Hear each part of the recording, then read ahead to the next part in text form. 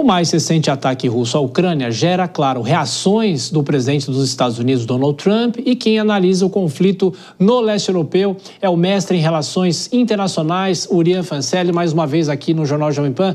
Tudo bem, professor? O presidente americano não gostou da reação da Rússia e do clima entre Volodymyr Zelensky e os Estados Unidos não anda muito bem, não é isso? Bem-vindo, Urian, mais uma vez. Oi, Thiago, boa noite, um prazer estar com vocês aqui novamente. O que a gente observa na prática é uma inversão completa de valores, né? No qual o presidente norte-americano ele tenta mais uma vez se esquivar de não ter conseguido entregar aquilo que ele prometeu durante a sua própria campanha eleitoral, que era que ele acabaria com a guerra em menos de 24 horas.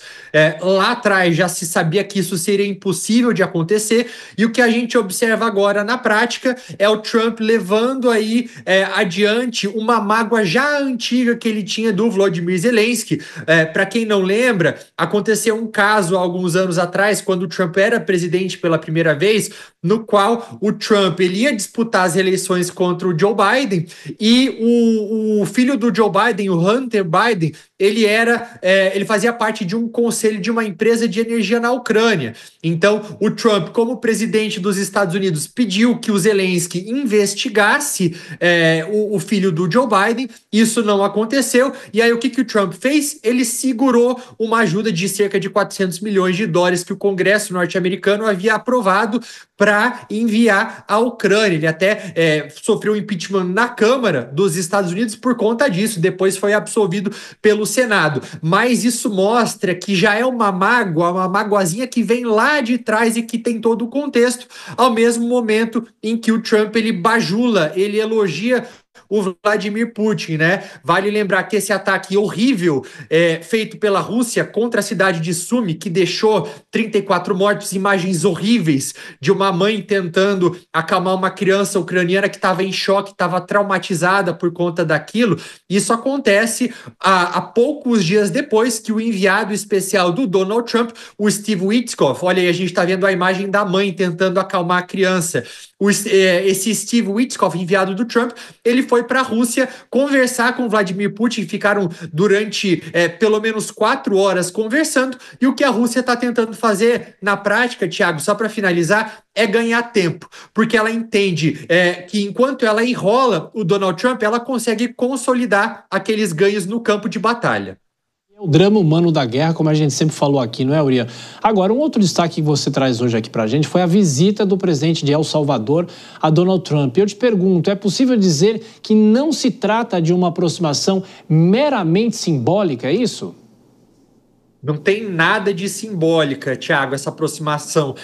A visita do Nayib Bukele, ela além de representar uma aproximação que não é só simbólica, ela mostra algo que tem começado a acontecer nos Estados Unidos e que a gente vai começar cada vez mais a falar agora, que é uma crise constitucional.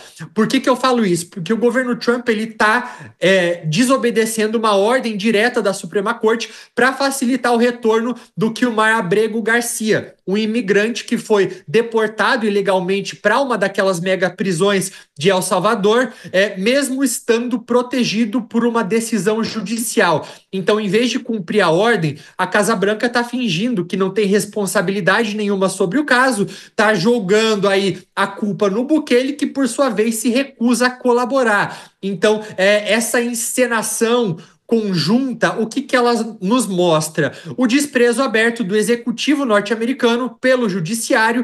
Isso mostra uma lógica bastante perigosa, de que se o governo pode deportar ilegalmente alguém protegido por lei e ignorar a justiça sem consequência, nada impediria com que o mesmo ocorresse com cidadãos norte-americanos, algo com o qual Trump hoje chegou a flertar, dizendo que ele até vai pensar em fazer isso. Então, a gente vê aí os dois tentando, de alguma maneira, ganhar em cima disso.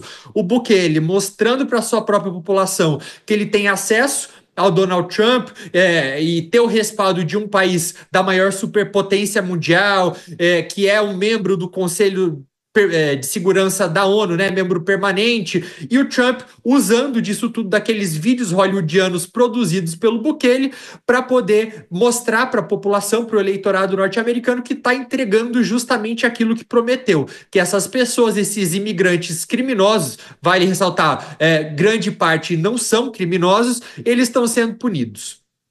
Urian, nas últimas 2 semanas a gente só falou da questão tarifária, né?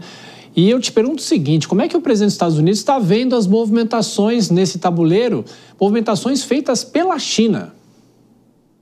Pois é, né? O Xi Jinping, presidente da China, começou uma ofensiva ali por diversos países asiáticos, países que sofreram um tarifaço bastante grande por parte do Donald Trump.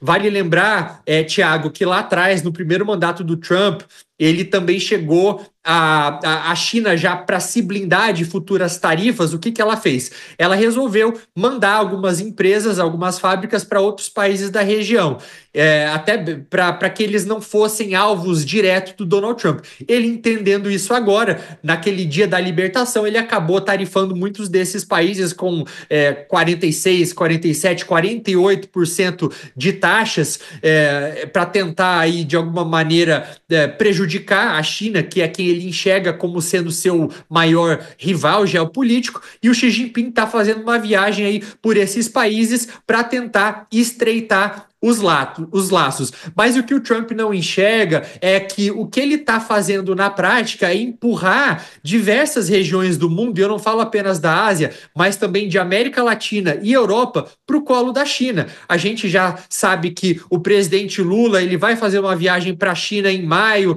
a China que de alguns dias para cá tem comprado mais produtos agrícolas do Brasil, soja, que era algo que os Estados Unidos exportavam bastante para lá. A Europa também em maio vai fazer um encontro para celebrar as relações dos europeus com a China. Então pode ser que o tiro saia pela culatra, que o Trump ele esteja distanciando os Estados Unidos do resto do mundo, enquanto a China saia beneficiada por conta dessas tarifas.